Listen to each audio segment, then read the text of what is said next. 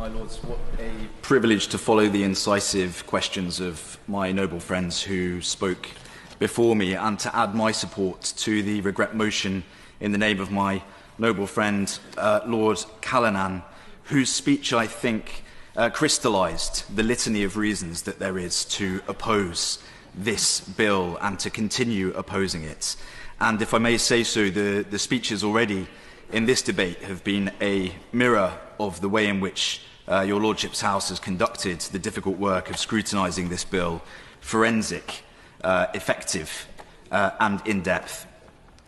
I will restrict myself only to a point which occurred to me just now as the noble lady, the Minister, was speaking, and that we haven't heard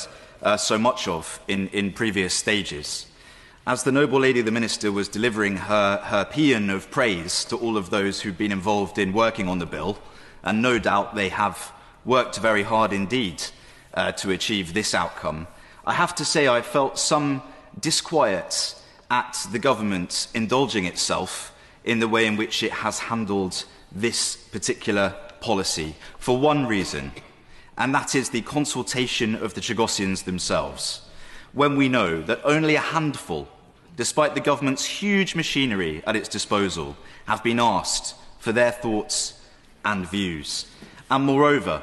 the way in which ministers have adumbrated reasons, explanations and theories for the deal. First, that it was opposed, or indeed that it was designed to push back on hostile states. And then we learn that only a week later,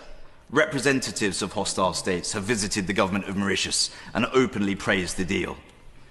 Of course, there was the argument that the deal was necessary for the policing of the electromagnetic spectrum over Diego Garcia, an argument that we heard so much about and then fell away when it emerged that the UN, not the International Telecommunications Union this time, but the UN's Committee on the Elimination of Racial Discrimination, criticised the bill in the sternest possible terms. My Lords, some governments blunder into historic foreign policy disasters. Some governments have their hand forced by world events, but never has a government in modern British administration walked so voluntarily into a strategic bear trap as this government is doing so with this bill. So can I ask the noble lady, the Minister, to clarify, as this bill returns to the other place, what plans are in place now to make good